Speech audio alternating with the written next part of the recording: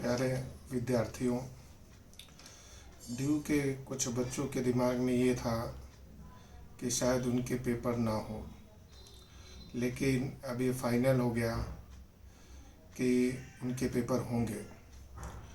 जून जुलाई में पेपर के प्रोसेस शुरू हो जाएंगे।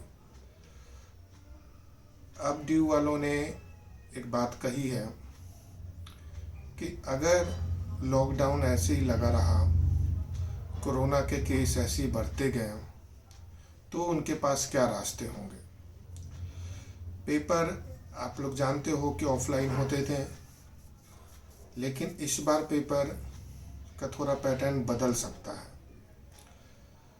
फाइनल ईयर वाले हों या फर्स्ट ईयर वाले हों या सेकेंड ईयर वाले हों, बीए के जो भी बच्चे हों, चाहे वो रेगुलर के हों या फिर कोरेस्पोंडेंट को हो ये हों या नॉन कॉलेज के हों, उन सबको एक बात समझ लेनी चाहिए। खासकर फाइनल ईयर वालों के पेपर शुरू होने वाले हैं, और ये बात तो बिल्कुल ध्यान में ना रखें कि लॉकडाउन है या फिर कोरोना के इशू हैं तो पेपर उनके नहीं होंगे।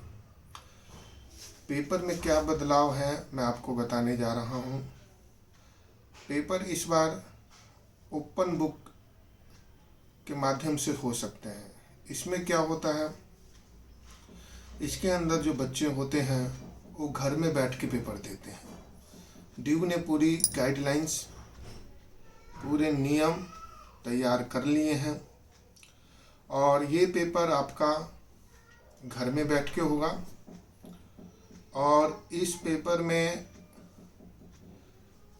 6 क्वेश्चन आएंगे, 6, जिसमें से आपको 4 करने होंगे।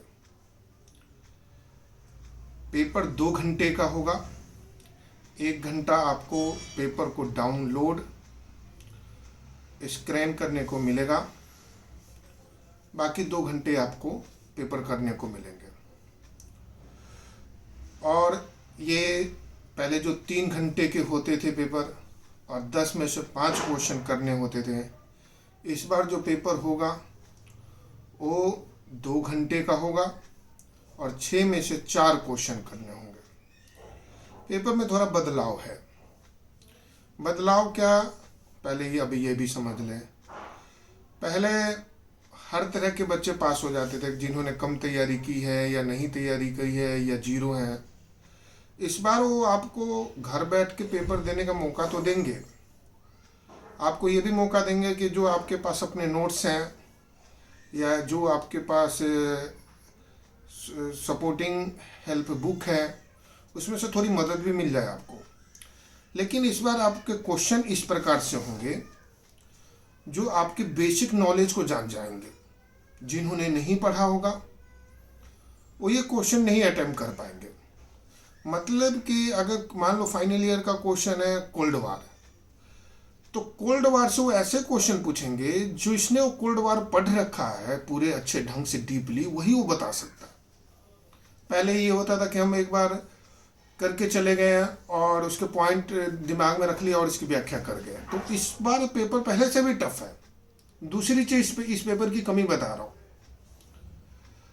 कहीं कहीं पे अगर ये पेपर घर में बैठ के बच्चे देंगे तो हो सकता है कि वहां पे इंटरनेट की स्पीड कम हो, तो उन्हें 4 में से 3 ही क्वेश्चन 2 घंटे में कर पाए। तो उनके लिए दिक्कत ये हो जाएगी, उन 3 क्वेश्चनों में ही उन्हें पास होना पड़ेगा। इसलिए अगर ओपन बुक खोल के एग्जाम लेने की बात ड्यू कह रहा है, तो इससे आप ये मत समझें कि आपके लिए घर में बैठ के पेपर आप नकल करके दे देंगे।